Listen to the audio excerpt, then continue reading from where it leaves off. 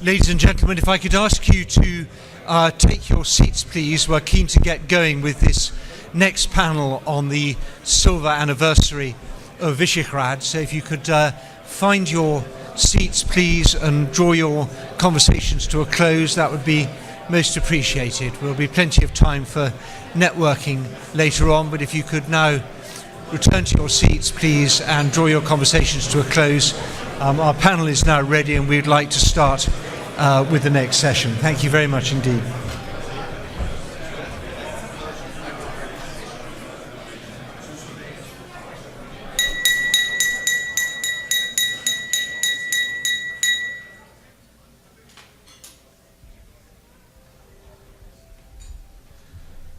Well, ladies and gentlemen, thank you for curtailing this very brief break. We will have a chance for a more extended networking break later on after this session.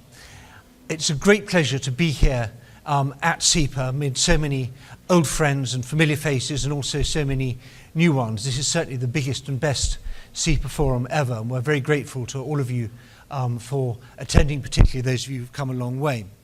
I'm Edward Lucas. I'm a Senior Vice President at CEPA, also a Senior Editor at The Economist, and I've been dealing with this part of the world for more than 35 years now.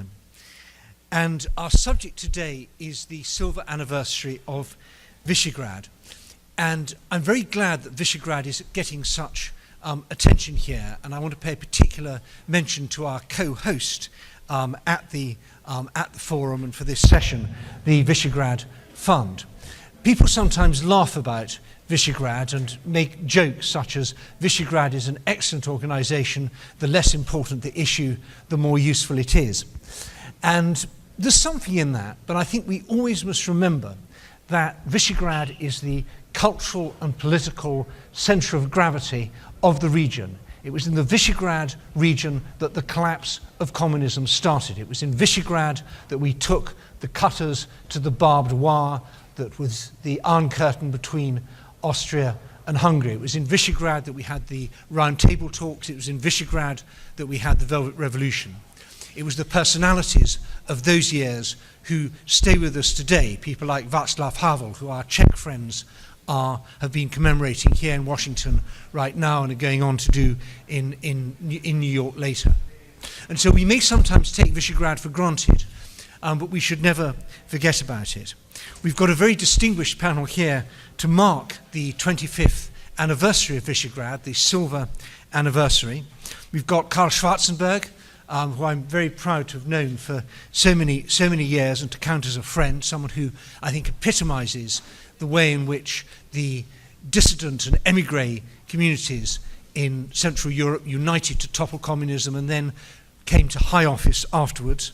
I'm also very glad that we have Szabolcs Takács from the Office of the Prime Minister in Hungary, Lukáš Parízek from the from the Ministry of Foreign and European Affairs of the Slovak Republic, and Anna Visvizi from the Institute of East Central Europe in Poland, who is filling in for another friend of mine who can't come, which is Adam Bielan. I'm really sorry that Adam wasn't here. He's been a great friend and supporter over these years, and I think we're going to be hearing he's Vice Marshal he's the same at the moment, of the Senate at the moment, but I think he's going to be heading for higher office in future. But anyway, you haven't come to hear me, you've come to hear our panel. I think we're probably going to save time to give brief remarks while seated and hope to have some time for some Q&A at the end of what is this a fairly brief session. But I'm going to sit down now and hand over to my friend and colleague, Karl Schwarzenberg. Karl, over to you. So, should I speak on from you? Well, if we speak about Visegrad, it's a group which seldomly people outside of our countries have a real idea what it is. And because we are a very informal club, to tell the truth, the whole Visegrad Four don't have one single employee. And we do, and even the Secretary General changed, the office changed with the presiding country between the capitals.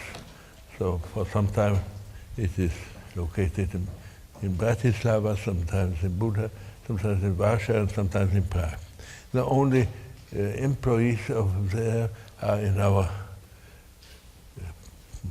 Visegrad Fund, which we founded several years ago, and there we need somebody who is fully employed to distribute the money of the Visegrad Fund.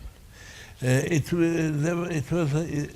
is an organization which for quite often during these 25 years, I know it, was called already dead and useless, and nobody can understand why it exists. And then suddenly it appears in certain critical situation several years ago when we had a fought for the better visa for solution of our country. We allied with the Baltic states and we were quite successful. Now the discussion with Germany arises about the migration cases, and there are of course other events which need a consultation between the Visegrad countries, for instance, due to the Russian policy in Ukraine. It is, if you wish, a certain kind of the monster of Loch Ness of international politics. It disappears for some time, and then it appears quite vivid again, and some people doubt that it exists. I can assure it exists, and it's sometimes vivid, and it's one of the great advantages of it is that it doesn't offer too much glory and prestige. So the civil servants and professional diplomats in our offices do the real work, and therefore it is always very pragmatic and not impressed too much of ideological differences. Of course, some countries don't like the Visegrad, especially because it's of course the sense of Visegrad is that the smaller and poorer countries, which are between Germany and Russia, have their voice too. And so of course both great countries are not really happy about the Visegrad. But it is a natural thing. We have really, in Prague, very good relations, thank God, with Germany. I would say the best relations we had ever in our history. We had really close relations, and Germany was very helpful during our presidency. And we tried to be helpful to Germany too. Nevertheless, of course, we have different interests. It's like the family, where the rich branch of the family, who are billionaires, and there's a poor branch of the country, where the children are not so wealthy. And as I knew the situation for my own family, of course, the rich cousins have different interests than the poor cousins. That's quite a natural thing. And of course we have different interests with our much bigger Germany. I mean, it's about 8 times as big as he, and much richer, as Austria is much richer too. And that, of course, is a reason for the very different interests, which is, of course, not to be friends and allies, but we have to realize it. And of course, a big country has other elementary different interests than a small country like the Czech Republic. And the conspiration theories which somehow arise around Visegrad is nonsense. It's a very pragmatical institution to foster our interests. And one of the basics, which is now causes some question marks about Visegrad, is that we don't, in this forum, we don't mingle into the political situation in our neighbor countries. Let's say for 20 years ago, or 18 years ago, when Brother Mečiar was ruling Slovakia. We had rather great differences with him on the view on politics in Europe, towards the European Union, and all kinds of things. But it never was mentioned during the Visegrad meeting. We had very different governments in Slovakia and the Czech Republic, even so close we are, but again, we never discussed the internal problems of our neighbors. And that's one of the basis facts why this cooperation works still today. So just that to present the Visegrad Four, which, as it is so informal, as it is on a very low-key presentation, I think it will survive because, as we see, it serves very well the interests of the states involved. There were some voices why we don't broaden why we don't accept new members, neighbor states like Austria or countries in a similar situation like Slovenia or Croatia. I don't think it would be a wise idea. I think the present conversation is the best. We know each other, we work for a long time together. And again, there are slightly different interests.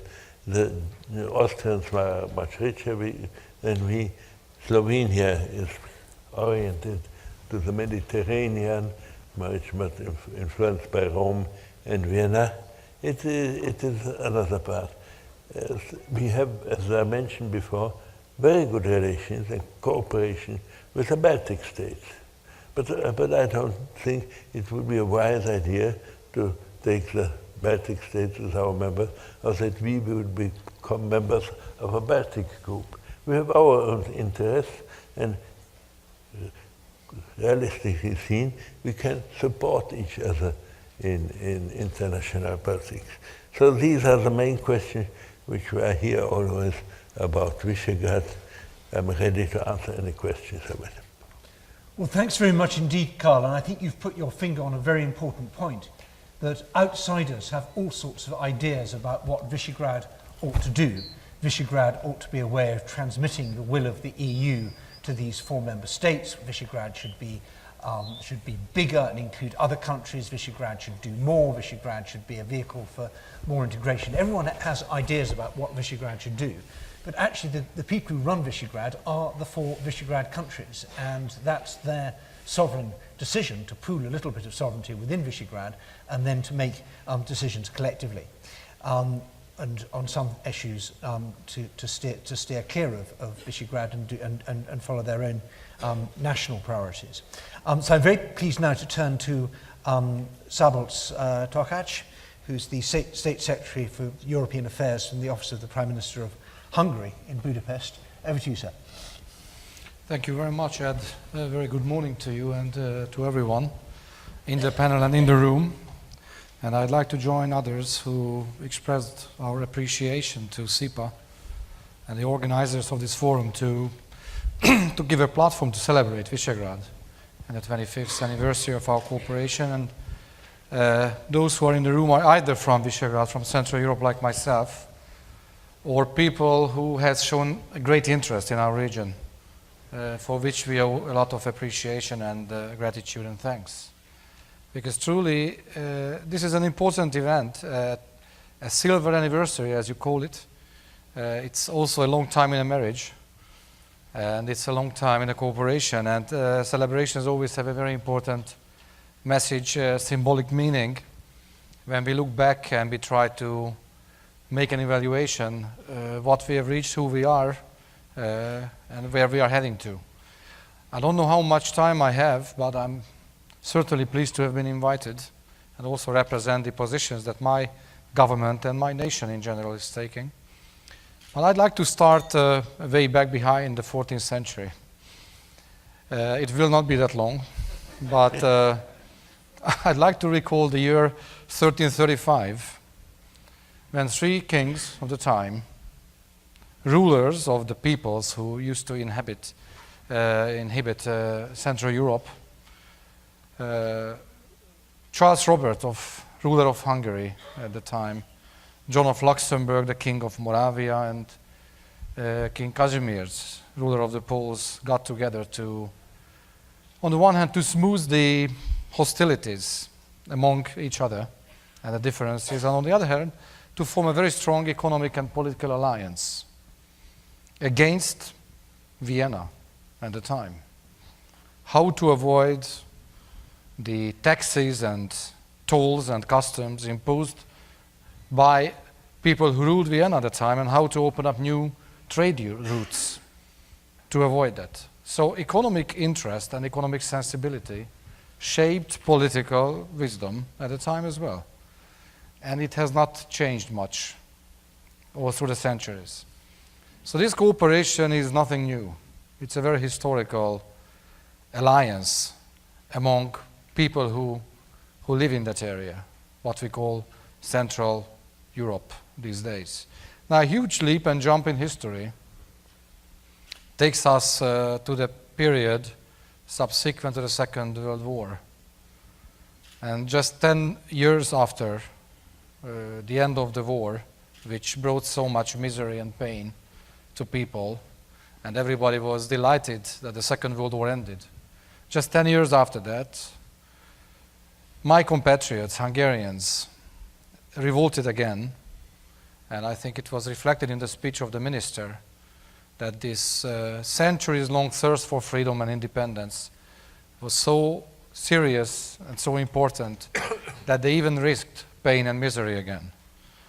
And I should not only commemorate the heroes of 1956, but also the heroes of 1968 and 1981, because this is also Visegrad, this is also Central Europe. And if we go further in history, we get to 1989, 1990, when people living in Central Europe largely contributed to the unification, the reunification of Europe, with bringing down the fence, the Iron Curtain, which shaped our development for almost half a century. Now it's a controversy of history. It's a very serious and very awkward turn of history that now Hungarians who brought down fences, now we have to build fences for a completely different reason. But the Visegrad countries knew exactly, based on this centuries of historical experience and conventional wisdom, that they have to unite their forces in order to reach the goals.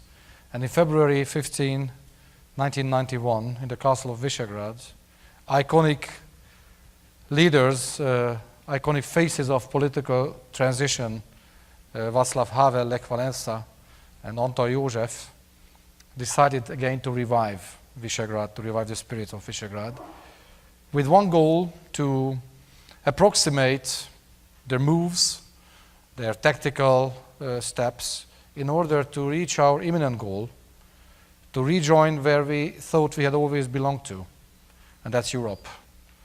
So the revival of modern Visegrad had a very concrete goal: to lead our countries to the alliances which we still believe, and we will continue to believe, will give us peace, prosperity, development and growth. And that's NATO and that's the European Union. Because I believe that people who were born in Central Europe, scholars, scientists, artists, politicians, also the centuries have largely contributed to what we call Europe today.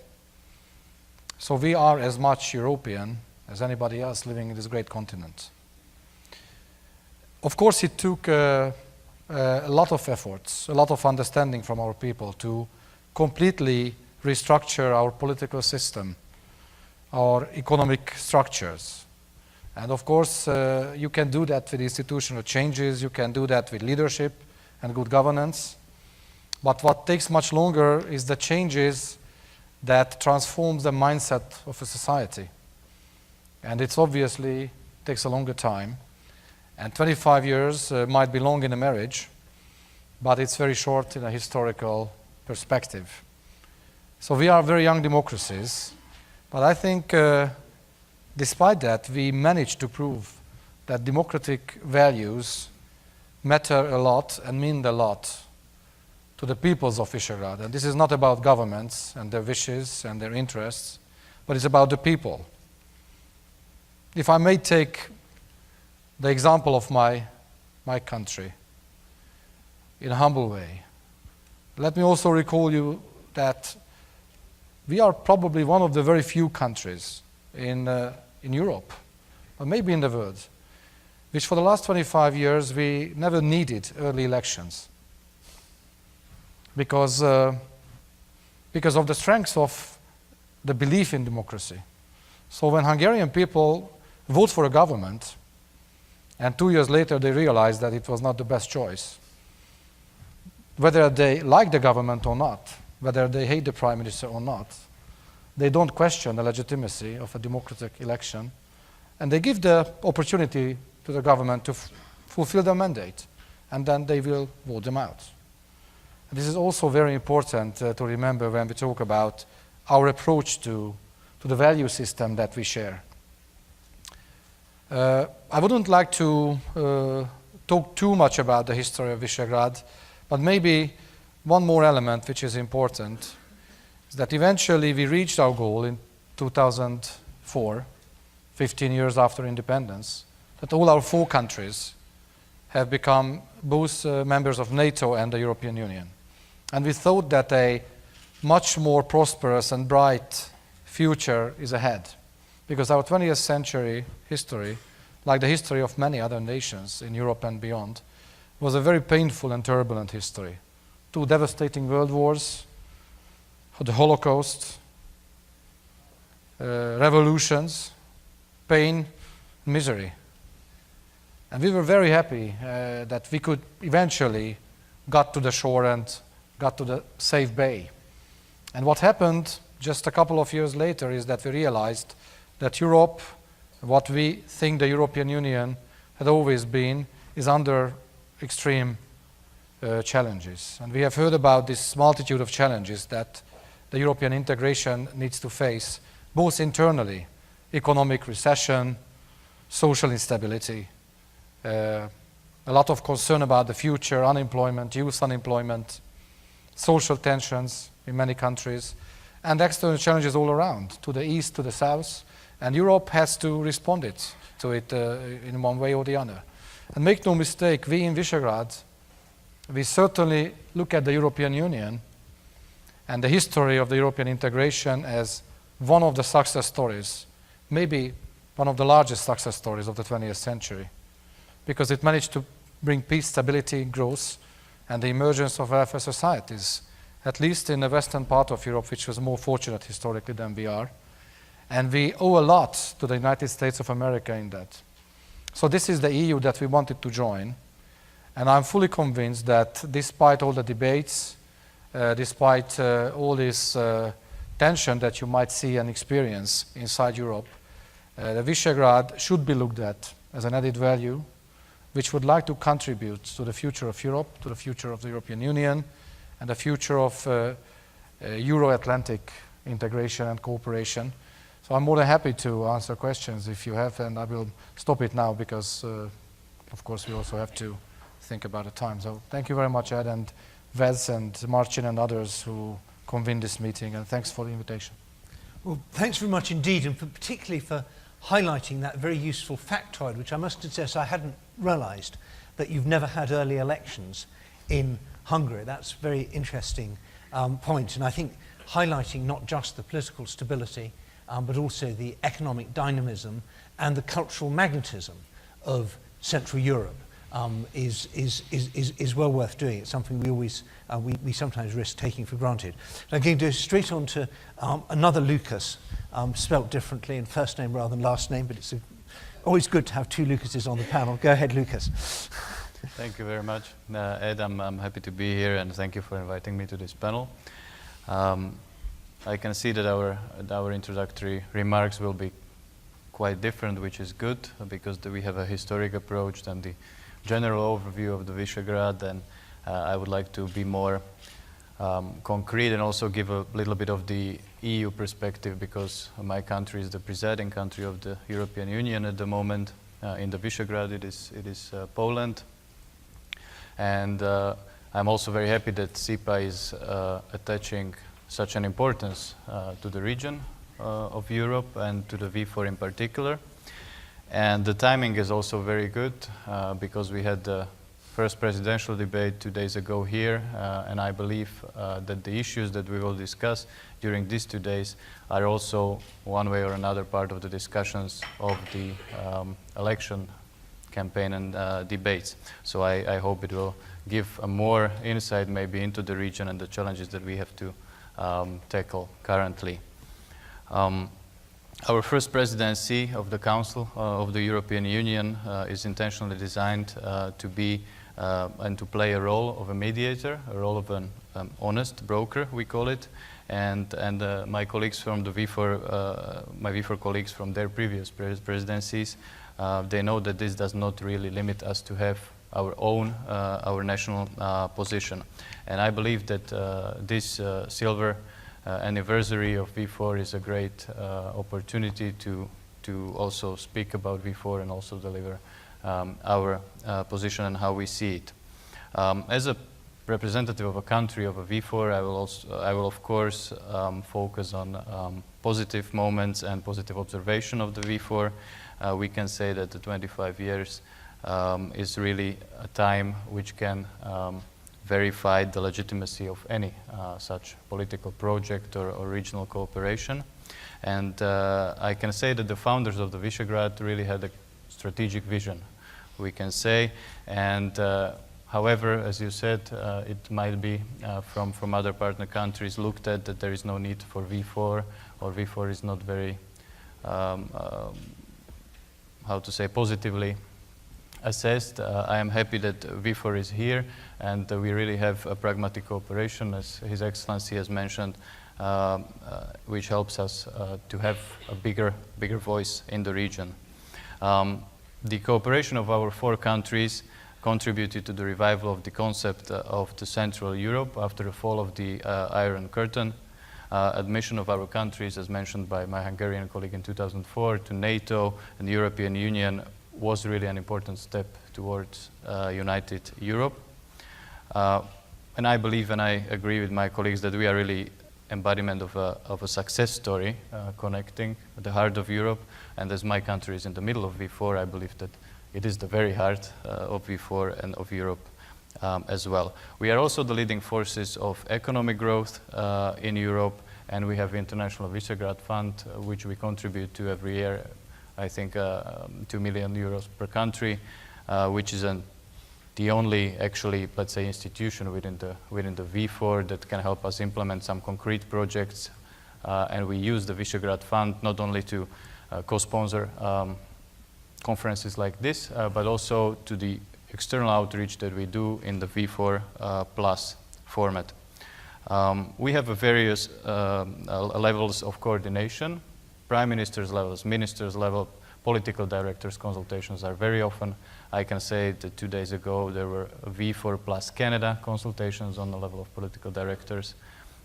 So the contact is really frequent. We have pragmatic approach, so we don't need to necessarily agree with everything that we say. We have our own interests, but when we find common ground, we always use the V4 as a platform to bring further our ideas. The flexibility and the absence of bureaucracy are the major pluses of the cooperation that we have, and I believe that my colleagues will agree. Another proof of the success of the V4 and its attractiveness is the V4 Plus format, as I said, and the interest of the third countries who are requesting cooperation with the V4. It is not only our close neighborhood, which I can say which is called the Eastern Partnership, or the Balkans, where we are focused quite a lot, but it is also the United States of America. And I can say that the successful V4 Plus format has helped us in the past to build many useful ad hoc coalitions. One of the examples I can say that V4 Plus, the Baltic group, the Baltic 3, we had the common position on, for example, the Nord Stream 2 project, which is a very current topic in the EU. Joint outreach to the Eastern Partnership countries and the Western Balkans is simply unmatched. I can give you an example of Ukraine, where the V4 is not only doing the talk, but also delivering concretely. During presidency of my country, which was almost 2 years ago, we initiated a process of a roadshow of V4 countries in Ukraine, which was a form of assistance of our countries to Ukraine. And each of our country decided to focus on one area of expertise. My country had the energy effectiveness and energy security, and for example, the Hungarians focused on the small and medium enterprises.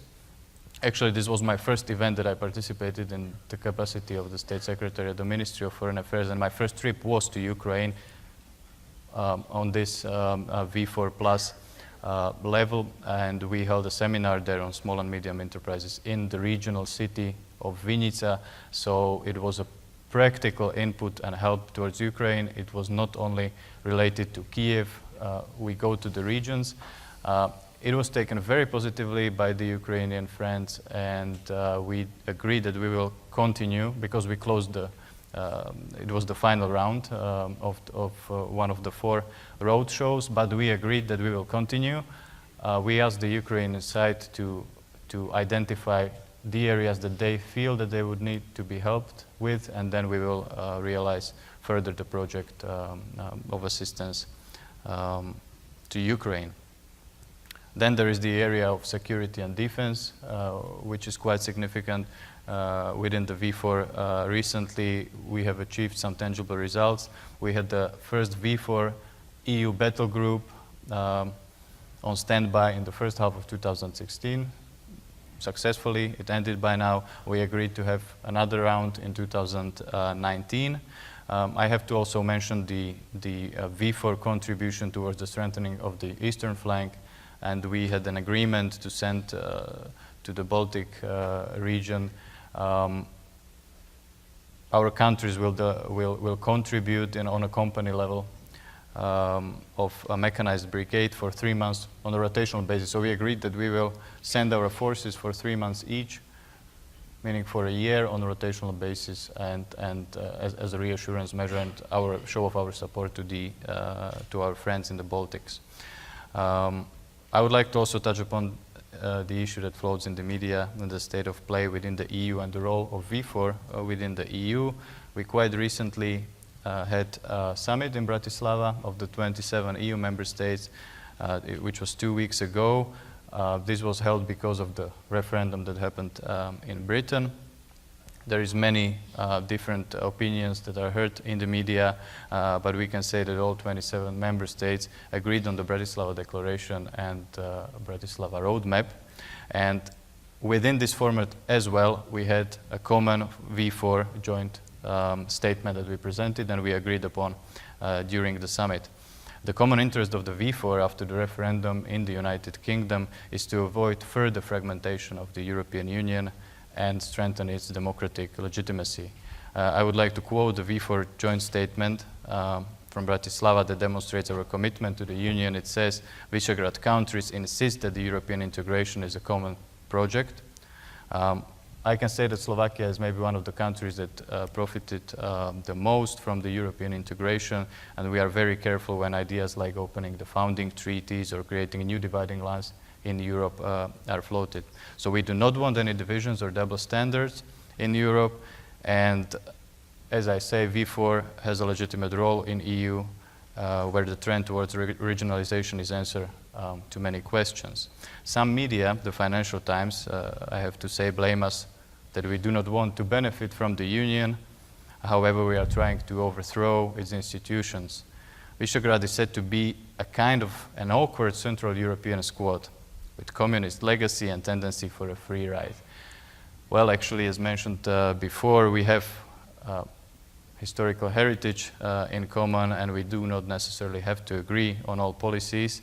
But even with differences of opinion, we always maintain an open dialogue, and we focus on real projects. So we have a positive approach, positive agenda, so we really try to find common ground there where we can really agree, but it doesn't mean that we have to address all the issues. We have our own interests, as mentioned before. And I think that this is our comparative advantage in a situation where development shows that sometimes, political correctness leads to a dead end in a situation.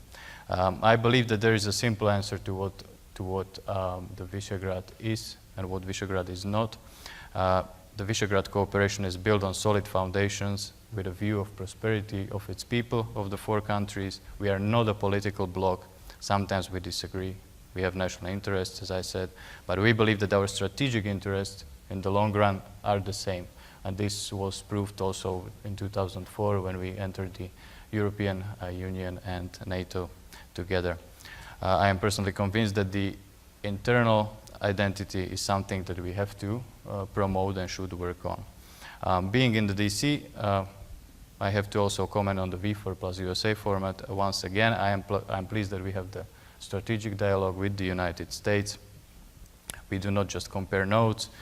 We act together in areas like energy security, security and defense, and also trade. I am sure that the V4 is ready to continue in this trend with the United States and to enlarge our joint V4 plus USA agenda. I hope that it will become really truly multi-dimensional by the golden anniversary, and that we will enhance our cooperation in the future. I thank you for your attention. I'm ready to answer any questions. Thank you. Well, thanks very much indeed for that, Lukáš. And you've raised the subject of Brexit, and as the only Brit on the panel and one of very few in the room, I feel I have to apologise to all of you for the immense inconvenience that my country's very stupid and lamentable decision has caused. We have so many other things we should be worrying about, and we've just created an extra one, and I continue to hope that it won't actually happen in the end, and my country will come to its senses. But we're not here to talk about that. I just wanted to say that, seeing as you mentioned it. And I want to turn straight now to Anna Visvizi, who is from the Institute of East Central Europe in Poland. And if you look at the front of your brochure, your conference material, you'll see their logo is here, because they are, along with the Visegrad Fund and the Embassy of Poland and the Freedom First, the Hungarians, one of our sponsors, which we're very grateful. You're also the only non-official, non-politician person on the panel. You can speak freely, be blunt, say what you really think, don't have to worry about what anyone else says. Over to you, Anna. Thank you very much, Mr. Chairman. It has been a great honor for my institute, Institute of East Central Europe, to partner the Center for European Policy Analysis in the organization of this forum, a unique event in its own kind. Based in Poland, we are grateful to the Visegrad Fund for its generous support, but especially to CEPA for taking up this initiative to organize something that amounts to public diplomacy writ large. And this is something that was emphasized here as well. Personally, I feel humbled to be a member of this superb panel, and delighted to be able to communicate with you directly, distinguished audience. Historically speaking, as we talk about history in this panel, the composition of the Visegrad group resembles or contains a certain paradox, because despite the geographic proximity, the V4 countries' sense of geopolitical belonging and political loyalties have not always been the same over the centuries. And even if after the collapse of communism, these countries united in their common aspiration to join the Euro-Atlantic community, these historically determined nuances have remained. And you can see it at a level of mentalities, at the level of how reality is interpreted in those countries, and as a result, how the definitions of national strategic interests are shaped in the long run. So if we are to understand the V4 today at its 25th anniversary, these historically determined nuances have to be taken into account. In itself, the V4 represents something of a riddle. It hasn't got a form, and yet there is a talk about its actions. It doesn't have agency, and yet purposefulness is attributed to it. The V4 is also what third parties think about it, especially the transatlantic community. So the V4 is in the EU, and the EU is in a crisis. But be sure, it is a perpetual crisis. It started back in the 50s, I guess. So the nature of the European integration process is that consensus has to be negotiated and renegotiated around every specific tiny issue that is challenging politically, socially, economically. And this is exactly where the role of the V4 should be located. This is where our energy should be invested. And the challenges amount and abound. This would be not only migration, not only Ukraine, and sanctions against Russia, not only cybersecurity threats, but also the notions of growth. How to mobilize growth in Europe. To what extent experiences that the V4 countries gained in the hardest process of transition transformation, how these experiences could be emulated to the EU level policy making, how other countries in the European Union could benefit from our experiences. This is an issue that hasn't been flagged up in the current debate. Then other issues emerge. TTIP, what's the V4's position towards TTIP? What's our stand? To what extent and how we will benefit from it? To what extent we can promote dialogue between our US partners and the community in the European Union. So if the V4 is to play a role at its 25th anniversary, this is where our energy and interests have to be directed. Present at this forum are 4 experts from V4 countries, representing 4 brightest think tanks of these countries. Let me just mention Martin Michelot, Thomas Strasay, and under the aegis of CEPA, and with the support of the Visegrad Fund, we were able to produce this monograph, which includes 4 policy briefs depicting the state of affairs in the V4 as seen from our 4 countries forming the Visegrad group. So hopefully following this panel, you'll be interested to grab your copy. These have been displayed in the reception area. And we, representing the think tanks from Visegrad Group, will be more than happy to answer any questions that you may have. Thank you very much. Well, thank you very much indeed for that, Anna, and for giving a plug to this excellent book of essays. We've covered a lot of ground. I think there's room for plenty more. We've only just touched on the question of energy security, which has been a bit of a success story. We've got interconnectors for gas now, which weren't there 10 years ago. So the Russian gas grip on Central Europe is weakened, and that has a Visegrad dimension. We've touched on defense and the battle groups, and I'd be happy to hear about that more in discussion. This is something that is particularly important now after Bratislava, as the EU is doing more on the defense side. And there's also the question of infrastructure, which is much on my mind, because I was recently given as a present the 1914 European Railway Timetable, a very big, fat, red book. And I spent a happy afternoon comparing the journey times by train I could have made in 1914, before the outbreak of war, with the modern journeys. And it was rather depressing to find that in some cases I would have been faster with the Habsburg-era railways than I would be with the railways now. And if any railway buffs are in the audience, I can go into some detail over that over lunch. But there's certainly, I think, room for, if not, perhaps one shouldn't call it integration, but reintegration when it comes to the transport infrastructure. Thank you also, Anna, for pointing out that the EU is always in crisis. I think we tend to look back and think there was a kind of golden age when everything was absolutely fine. Actually, having lived through so many twists and turns of the last few decades, the sense of crisis is actually pretty much business as usual. But anyway, we have a tremendous amount of expertise and some very strong opinions in the audience. I see people who've been dealing with these issues either on a national level or from the outside of journalistic or think tanks for many years. And this is would be a great chance to have a bit of a discussion. We can get back to the thorny question of refugees and that phrase of the awkward squad.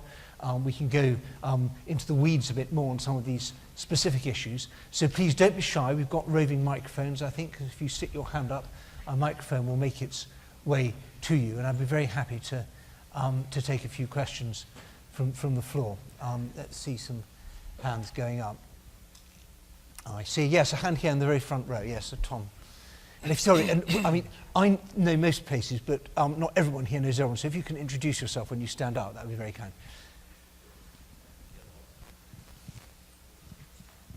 Thank you, Ed. And panelists, appreciate very much your words. But what comes across to me is we have commonality in Visegrad. We have this, we have that. We share particular interests, and migration comes up over and over again. But is there a common approach, a common policy toward the Middle East? A previous panel talked about root causes of a particular crisis of immigrants crossing borders. So my question, I'll repeat it, is what's Visegrad's common approach, common policy toward a very sad situation in the Middle East?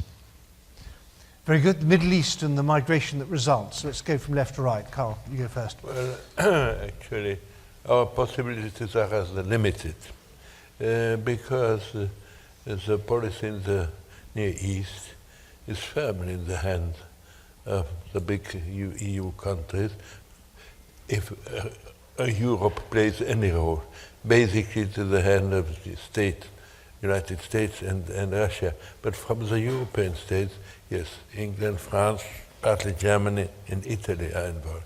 We are a bit too small and too weak to play a greater role. Where the discussion was in the last months, it was about accepting the refugees. There was, I think, done in quite a lot of things, a big error in Brussels. This was a way of politics which, in my view, helped to chase out Britain from the European Union, and this was in the refugee question too. I can remember very well when we were concluding the Lisbon Treaty, we sat long into the night, 2 o'clock, 4 o'clock in the morning even, dealt together till after several months the Visegrad Treaty was agreed by all. They thought that they could have a short way, and by order of Mufti, ordered our countries how many refugees by quotas we should accept. That was a diplomatic stupidity, because at that moment, of course, everybody, even those who had a strong feeling we should help the refugees, resisted, because we thought it's up to us to decide about it, and not to be ordered. And this embittered the whole discussion. Now it slowly soothes down, and I'm quite sure that our countries with time will accept a number of refugees. But the whole game was spoiled by the idea that one can do it by order, because it's very weakly covered by the Lisbon Treaty, that Brussels would have the authority to order us to accept the refugees. But otherwise, some of them we are partly involved in the Near East, but of course, limited possibilities. We have very good relations with the Kurds, which evidently will be let down again by the Western powers, which is of course a very sad fact. And we have quite good relations in Iraq, and we have the Czech Republic, the only country who has still an embassy, working embassy in Damascus, which we keep on. And of course, it sounds very funny if the Czech Republic is a protecting power for United States and Britain in Syria. But that's actually the role we play, not mingling into the civil or all over civil war in Syria, but trying to help the country as such. So there we can, in a limited sense, play a positive role. But of course it doesn't change that the main game is somewhere else. Thank you very much indeed. That's really another interesting factoid, along with the fact that Hungary's never had early elections. I had no idea that the Czech Republic embassy in Damascus is the only Western embassy there, and that you are the protecting power. I'm also very glad you mentioned the Kurds. I once asked a Czech Kurdish expert, why did the Czechs and the Kurds get on so well? And he said, we're both used to being let down by the West. They are not alone. Lukáš, give us your perspective on the Middle East and the refugee crisis from Slovakia. Thank you. First of all, I would like to say that quite a couple of years ago, we also had still an embassy in Damascus, but we had to move it out of there because of the security reasons. Now we have one in Beirut. In connection with the Middle East, yes, I agree, we have very limited options of our outreach, but in relation to the migration crisis, I'm sure that we have common positions, meaning that we want to address the root causes of migration, and this also concerns the Middle East because there is countries, not only the root causes, but also many countries of transit. Protection of the borders of the EU, so I believe that we all agree that we welcome the so far functioning EU-Turkey deal. Also the idea and the project of the European Union, the compacts with the third countries, which involve the countries of Africa, means that we are addressing the issues where it starts. And concrete input from our side, I can only mention, which is a good example, I believe, is our contributions to development assistance within the funds that were established to tackle the migration. And this is Madat Fund for Syria and the Fund for Africa.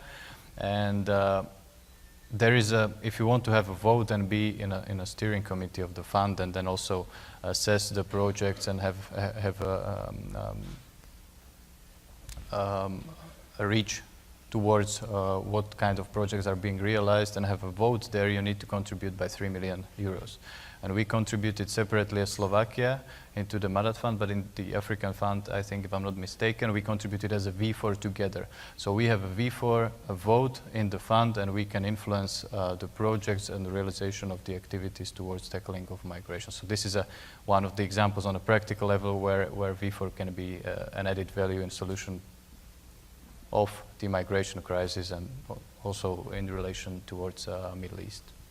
But there is, I mean, just staying with migration for a moment, there is a kind of paradox that every one of the V4 countries has, as captive nations, been the source of substantial migration out. People fleeing in 1945 from the communists, people fleeing as we're commemorating the anniversary of the Hungarian Revolution. Tens of thousands of Hungarians were fleeing from Hungary as the Soviet invasion came. And I suppose the question must come into many minds, how would those people have fared if Europe had taken the same tough attitude towards refugees that the V countries themselves are advocating now? Could you illuminate that paradox a bit? Well, I wouldn't really... Either of you. Yeah. You can go first, please. No, I mean, it's your choice, and then I can reflect on that. Well, I don't think that this is I'm interested. the same issue, and it is possible to compare these two phenomena. They happened in different times and for different reasons. Also, in light of the numbers and let's say the masses of immigrants, this is not the case. I think what we are facing right now is much bigger, and I wouldn't like it to be just there is a number of migrants that reached Europe and we do not want to somehow accommodate them. This is about the long-term policy that we know, and everybody knows, that there is many millions, I mean plenty of migrants waiting not only in the Middle East but also in Africa. And that the solution that was proposed by the quotas and, I think Europe, I'm not expert on this issue, but Europe can accommodate a couple of tens of thousands, maybe hundreds of thousands immigrants, but we are talking about millions that are coming in. And if we start to do this as a rule or have a mechanism of accepting them, then we know, because quite a big number of them are also migrants for they have economic reasons. They're not coming only from Syria, you know that. So we believe that it looks simple, quotas and accepting everybody who is coming to Europe, but then from a long term and in the long run, this is really not a solution. So this is our position on this, and I believe that there were not such numbers in the, let's say, recent history that you compared it to. I think it's quite different. Go ahead, Ms. Hammond. Well, thank you, Ed. I divide my answer in two parts. First, the 1956 comparison to refugees, and well, I certainly understand that, especially this year, 60th anniversary, it comes to many people's minds that we should make comparisons with the refugee crisis in 1956 and today. And obviously, there are differences, and Lukáš already highlighted a lot of them. But I can tell you that that's exactly what we also say, that we should use the same mechanisms now, because we have an historical experience with migration, as was used in 1956. And let me tell you that we Hungarians living today are extremely grateful to all those nations in the world, like the United States and many Western European countries and other countries, Australia, Canada, or even in Latin America, that gave a new home to those Hungarians who had to flee from oppression, persecution, and terror in 1956. But what happened is that the Hungarians who had to cross the border and who were lucky to cross the border in 1956 did not go farther than 10 kilometers. And they went to refugee camps in Austria. And Austria was generous, together with Western European financial and political support, to maintain these camps. And they stayed in these camps for weeks, for months, some of them for years. I know many Hungarian Americans who stayed there for years until somebody gave them a green light to do and to go to the new place of the new home, the new life. And this is what we are seeking now. It's obvious that Europe was not prepared for such a huge scale of migration. And basically, migrants are going to three parts on the world, because migration is a global phenomenon. They go to Australia, North America, and Europe. Now, both America and Australia has a very, very efficient and viable policy of asylum and migration. Europe has not had it so far, because Europe was not challenged that much. And it's also obvious that Europe is not prepared and not able to accommodate 1.5 million illegal migrants. This country, which is very known for your rule of law, democratic values, human rights, you cannot give home more than 120,000 people a year, a nation of 380 million. I mean, if you compare Europe and America, you must also keep it in mind. But talking about the Middle East, which is one of the key regions in modern day migration, although South Asia, large parts of sub-Saharan Africa, also North Africa is a region where the migrants come from. But the Middle East is certainly a region which is very turbulent, very volatile.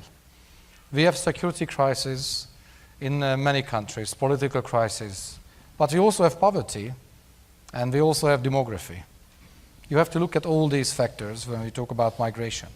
And your question whether the V4 has any policies, any common policies to that. I would say we have common ideas, but not common policies so far. I even go further. Europe does not have a common policy.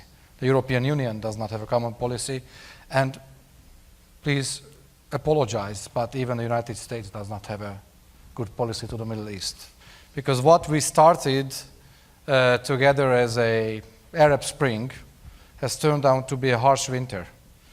And when we start to build democracy, which is nice, because so far we have experienced that this is the best model of nation's cooperation and nation building, we must be aware of the consequences, because these regions have a completely different historical, cultural, religious background.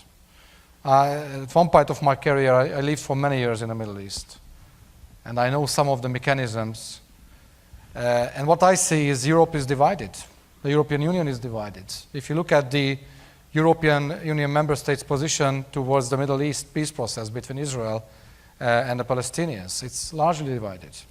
But we have now all realized that unless we find out viable, efficient policies, the trouble will be bigger. Our position in Hungary is quite simple and quite clear. We should deliver help where the problem is, instead of delivering the problem to Europe. Mm-hmm. It needs an efficient development aid policy and also agreements, compacts with leaders of the region. We have experiences for that. We have examples. Our friends in Spain who had to face migration flows much before this current flow. They had these compacts with Libya, with countries in the Horn of Africa, with Morocco and others. So we have an accumulated knowledge and experience, and I think now we have to combine this. This is a painful road and it doesn't happen overnight. It goes through debates, but as we have heard from the minister, and I agree with him, that we should not be afraid of debates, because debate is a democratic value, and in many countries they would be very happy if they could have a debate. Super. Anna, final point on that subject from you. Right, so thank you. Let me highlight a different aspect of the whole situation, specifically about the migration crisis. What we are experiencing in Europe today represents a form of a modern paradox. And one of the reasons why Europe is so defensive, and to a certain extent there has been a great deal of inaction on behalf of the EU institution, is that we are dealing with a very particular compression of time and space. We have seen large numbers of migrants entering Europe, not only the EU, over a very short period of time. We might say that the crisis started back in January 2015, and yet we would see it peak over the last 2 years. The problem is that migrants, whenever they enter Europe, they disregard the national borders that we have, or national identities that we may cherish. They disregard whatever we have construed of, building on our Westphalian defined logic of thinking about all national states. And yet the responses to the migration crisis have been built very much so on the Westphalian way of thinking about our nation states. So I think to a large extent what has been said here reflects this paradox. As long as we don't act together, we won't find effective solution to it. And another very interesting twist to the situation is that V4 is bound to build alliances. Its low degree of institutionalization lends V4 to seeking partners in coalitions. Surprisingly so, the Greeks and the Greek government would be a good partner to discussion. Because I professionally deal a lot with the situation in Greece, the Greeks are very understanding of the situation of the V4 vis-a-vis the migrants. So they say, well, we cannot not accept the migrants, not least because of the non-refoulement principle. But then they say, well, we understand that the countries of Visegrad, they have their points. So if we're talking about a common approach to dealing with the migration crisis, surprisingly, maybe the V4 countries may find new partners to build a strong coalition. It's just a matter of having this opportunity to discuss. These are my points. Thank you. Thanks. We've just got a few minutes left, and I'm afraid the gentleman at the front here had the microphone first, so go ahead, sir, and I'll try and squeeze in another couple of questions as well. Thank you very much. Martin Michelot, I'm the Director of Research at the European Institute for European Policy and a proud partner of the conference. One very quick comment. I would be remiss if I didn't add into the V4 response to the challenges in the Middle East also the military contributions that the countries make. Talking about the Czech Republic has an Air Force support group to the Iraqi army, providing Iraqi airmen with training and with training planes, actually, to take care of these issues. The Hungarians are also very strong contributors in training the Kurdish troops as well. So there is also this military dimension which seeps into the discussions about what the Central Europeans can contribute to stopping the instability and the spillover effects of instability in the Middle East.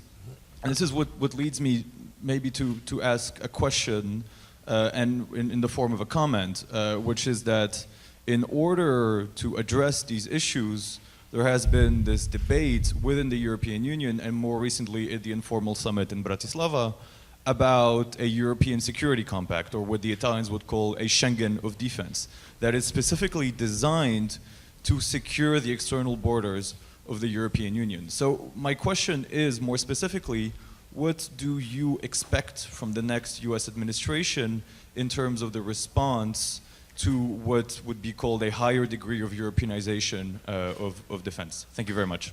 Thanks very much for that. And can you pass the microphone back to the gentleman there behind you, and then we'll take John Kunstadter and then come back to the panel. If you could be very brief, sir, it's either a question or a comment, but not both. What was the high degree of what? Bakhtiyor Safarov, Central Asian Consulting. I know you talked about Middle East, and we're actually expecting few migrants. I know they're already in Europe. Are you monitoring the situation in Central Asia, particularly Tajikistan? Thank you. Okay, Tajikistan, looking further afield, and then John Kunstadter, there's a microphone just behind you, very briefly, if you wouldn't mind, John. Thank you, Edward. It's working. Thank you. John Kunstadter at Zima Photo. I'd just like to quote a couple of things that the first speaker said, that Minister Matsarevich and Siarto said, and then get the panel's reaction. Minister Matsarevich quoted from the Gospel of John, the truth shall make you free, and he talked about traditions, the importance of traditions. And Minister Siarto talked about common sense, the importance of national decisions, and the importance of sovereignty. And I'd like to ask the panel if they think any high-level representative from Brussels or from major Western European capitals would have used the same references or talked about the same importance of the nation.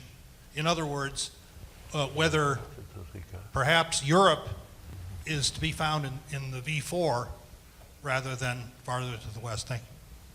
Super. Well, there's some excellent questions. We could have a whole session on those, instead of which we've got 4 minutes. So I'm going to ask each of the panel, you can just take, there's one question is, what will the next American administration think of intensified European defense cooperation? I guess you have to spin a coin first and work out whether it's a T or an H for the administration. That's one question. Then there's a question of whether we're looking further afield to Central Asia. Does anyone have any thoughts on that? And then this very interesting question from John Kunstadter about the kind of civilizational difference between countries where people quote the Gospel of John in political speeches and think about tradition, and West European countries where that probably wouldn't happen. So let's go very quickly, starting from the left and ending up with Karl Schwarzenberg. Pick any one of those three to make a brief point on, please. Anna. So the last one, if the EU's heart beats in the V4, I think it's very much about the way we communicate, and this is just how the current generation of politicians talks about current problems. Let the two parties to one conversation table and you realize that they are talking about the same, they just phrase things differently. And this is the perennial problem of politics. I communicate, you communicate, but do we communicate? Okay, thanks very much. Maybe on defense cooperation. And it's also related to the British referendum decision, because the result of Brexit is that a major country decided to leave the European Union. A nuclear power, permanent member of the Security Council, the 5th largest economy of the world. This is serious. And although the UK will not leave Europe, the UK will leave the European Union, and certainly will be still allied in NATO, which is a very important security leg of Euro-Atlantic cooperation. But I believe that looking at the multitude of challenges that Europe has to face, and Europe does not have any capacity to influence even our imminent neighborhood. We cannot exercise leverage in the Ukraine, military-wise. We cannot be a deterrent, neither in Ukraine or in the Middle East or in our southern neighborhood. So I believe that in the face of new challenges, any integration without a strong security capacity is not serious. Right. And we simply have to make our people understood that security has a price, and we cannot expect America to pay instead of our citizens. So whatever we call it, a European army, some people call it a European army or a Schengen defense force, or I don't know, whatever names came up, but what I believe is that Europe certainly needs to increase our defense capacities, and we need to increase our defense budget. Very good. Lukáš, very briefly. I would like to also comment on the same issue. First of all, Slovak Republic is also assisting Iraq in recent years as well in demanding assistance, and it will be further within NATO and bilaterally as well. As for you asked for the U.S. next administration, how would we wanted to see the Europeanization of the defense, yes, and getting together in Europe.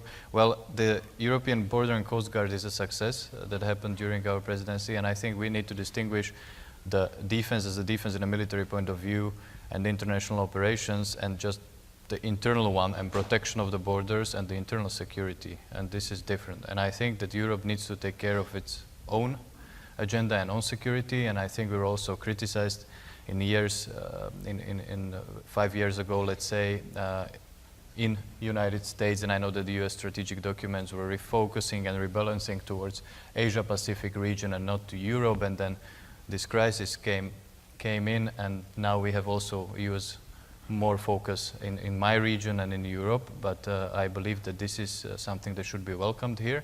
That we are trying to address the issues, but I wouldn't really compare it to a NATO level of military and defense, because that is strictly military, and this is border and coast guard and internal security. So I think it should be welcomed, and it's a positive news, I believe. And final word to you, Carl.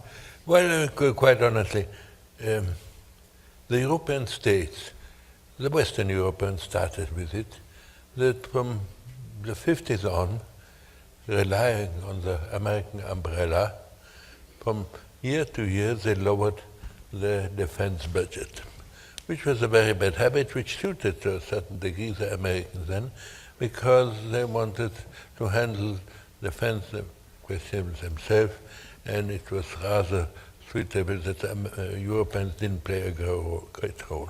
Lamentably, our countries who were before in the socialist camp, accepted this game and learned it very soon too. Save for Estonia and Poland, we all did the same nonsense.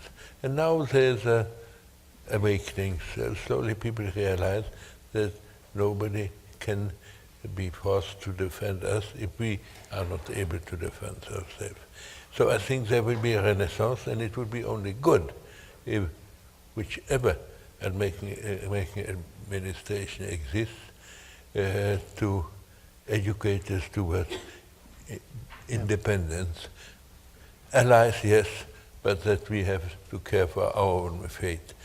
Considering the European forces, I think we have in the future to have some, because of course NATO has two very important members, United States and Turkey. And as we see, they have sometimes very different interests than the Europeans. So I think for the limited use, we have to have our own forces which are independent of NATO, because yes, neither Turkey more and more shares European ideas, nor it is quite in the interest of the United States. So we have to do something for us. But I'm afraid it will need a long, long, long, long time. Well, we have a very short time now. So I'm going to, it's a perfect springboard for our next panel, Menace and Mischief, containing Russia's threats to its neighbours. Please enjoy a brisk and restorative coffee. Be back here at 11:15 for that. But first of all, please join me in thanking our panel.